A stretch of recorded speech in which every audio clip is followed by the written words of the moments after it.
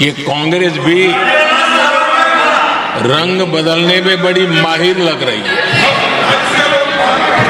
कितनी तेजी से अपना नकाब बदल देते हैं, ये इसमें साफ साफ नजर आ रहा है।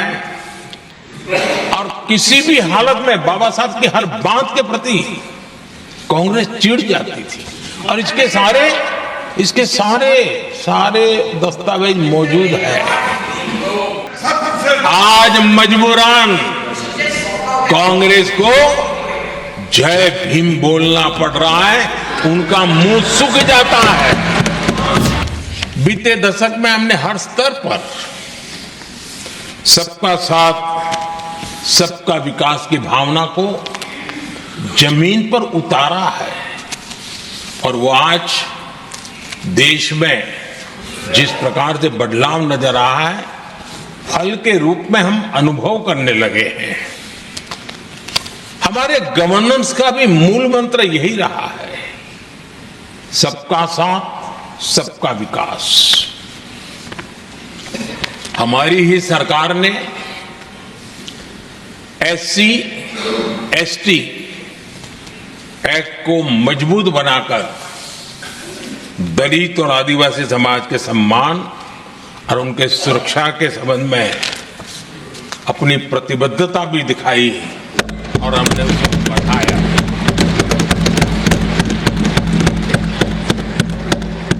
आदरणीय सभापति जी, आज जातिवाद का जहर फैलाने के लिए भरपूर प्रयास हो रहा है, लेकिन 3 दशक तक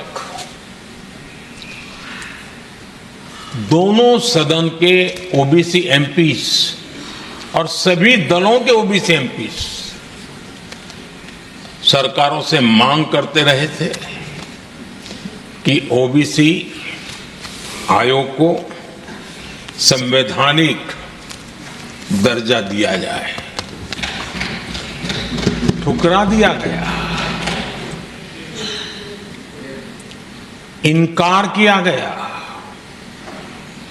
क्योंकि शायद उस समय उनकी राजनीति को ये सूट नहीं करता होगा, क्योंकि तुष्टीकरण की राजनीति के और फैमिली फर्स्ट की राजनीति में जब वो बैठेगा, तब तक वो चर्चा तक के हित में भी नहीं आता है। आदरणीय सभापति जी, ये मेरा सौभाग्य है कि हम सब ने मिलकर के 3 दशक से मेरे OBC समाज ने जिस बात के लिए मांगे की, आशाएं रखी, जिसको निराश करके रखा गया था, हमने आकर के इस आयोग को संवैधानिक दर्जा दिया।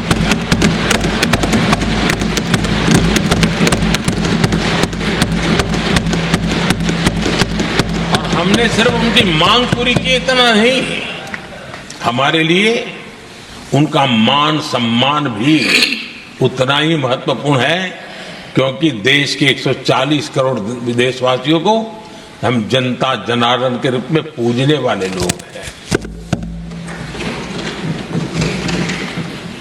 आदरणीय सभापति जी, हमारे देश में जब जब आरक्षण का विषय आया तो उसको एक तंदुरुस्त तरीके से समस्या के समाधान के लिए सत्य को स्वीकार करते हुए करने का प्रयास नहीं हुआ। हर चीज में देश में विभाजन कैसे हो, तनाव कैसे पैदा हो, एक दूसरे के खिलाफ दुश्मनी पैदा हो, वही तरीके अपनाए गए। देश आजाद होने के बाद जब ये प्रयास हुए हैं, इसी तरीके से हुए हैं।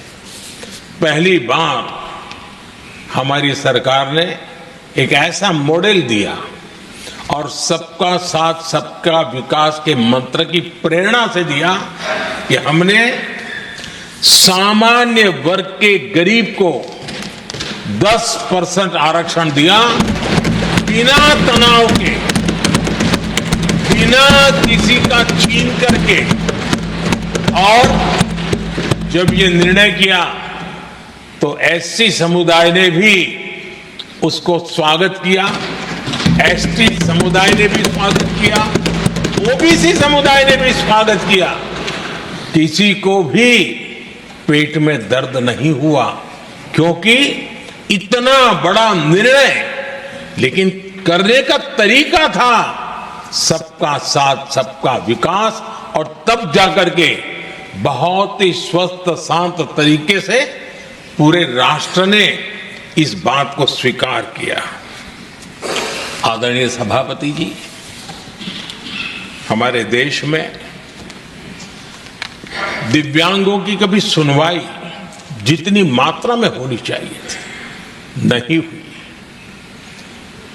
जब सबका साथ सबका विकास का मंत्र होता है ना, तब मेरे दिव्यांग जन भी वो सबके कैटेगरी में होते हैं, और तब जाकर के हमने दिव्यांगों के लिए आरक्षण का विस्तार किया, दिव्यांगों के लिए सुविधाएं उपलब्ध हो, इसके लिए मिशन मोड में काम किया, दिव्यांगों के कल्याण के लिए अनेक योजनाएं बनाई, लेकिन योजनाओं को लागू भी किया। ये इसके कारण इतना ही नहीं, आदरणीय सभापति जी, ट्रांसजेंडर कम्युनिटी के अधिकारों को लेकर के हमने उसको कानूनी रूप से उसको पुख्त करने के लिए प्रामाणिकता पूर्वक प्रयास किया। सबका साथ सबका विकास के मंत्र को हम कैसे जीते हैं, ये हमने समाज के उस उपेक्षित वर्ग की तरफ भी हमने बड़ी संवेदना के साथ देखा। आदरणीय सभापति जी, भारत की विकास यात्रा में नारी शक्ति के योगदान को कोई नकार नहीं सकता, लेकिन उनको अगर अवसर मिले और वो नीति निर्धारण का हिस्सा बने तो देश की प्रगति में और गति आ सकती है। और इस बात को ध्यान में रखते हुए हमने ही और इस सदन का पहला निर्णय हुआ, हम देशवासी गर्व कर सकते हैं, सदन इस बात के लिए याद रखा जाएगा, ये नया सदन सिर्फ उसके रूप रंग के लिए नहीं, ये नया सदन का पहला निर्णय था नारी शक्ति बंधन।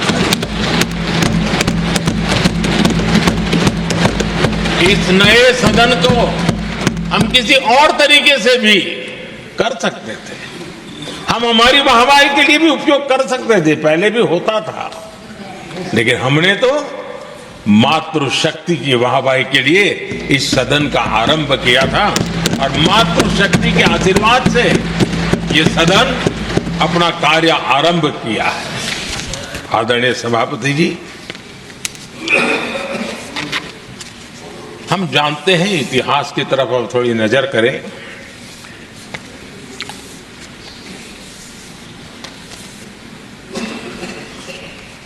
यानी मैं कह रहा हूं इसलिए नहीं, बाबा साहब आंबेडकर के साथ कांग्रेस को कितनी नफरत रही थी, उनके प्रति कितना गुस्सा था, और किसी भी हालत में बाबा साहब की हर बात के प्रति कांग्रेस चिढ़ जाती थी, और इसके सारे दस्तावेज मौजूद है। और इस गुस्से को दो बार बाबा साहब को चुनाव में पराजित करने के लिए क्या कुछ नहीं किया गया।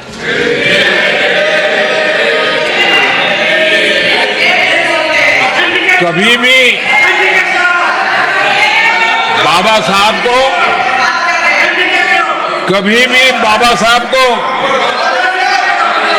भारत रत्न के योग्य नहीं समझा गया। आदरणीय सभापति जी, कभी भी बाबा साहब को भारत रत्न योग्य नहीं समझा गया। इतना ही नहीं, आदरणीय सभापति जी, इस देश के लोगों ने बाबा साहब की भावना का आदर किया, सर्व समाज ने आदर किया और तब आज मजबूरन कांग्रेस को जय भीम बोलना पड़ रहा है, उनका मुंह सूख जाता है।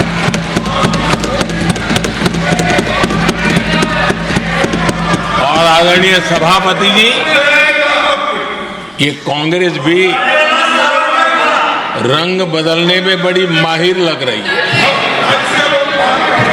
कितनी तेजी से अपना नकाब बदल देते हैं, ये इसमें साफ साफ नजर आ रहा है।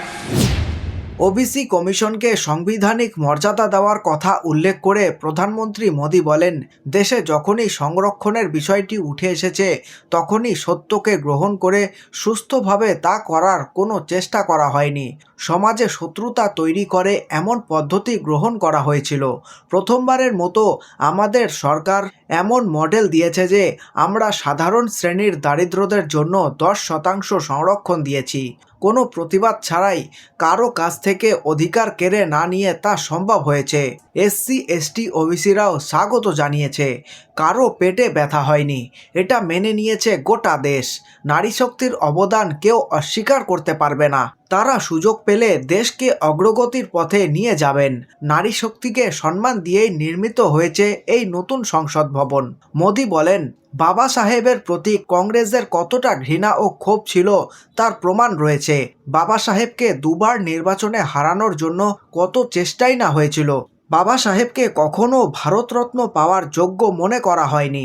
এই দেশের মানুষ বাবা সাহেবের অনুভূতিকে সম্মান করত। আজ কংগ্রেস জয় ভীম বলতে বাধ্য হচ্ছে। রং বদলাতে কংগ্রেসের জুড়ি মেলা ভার।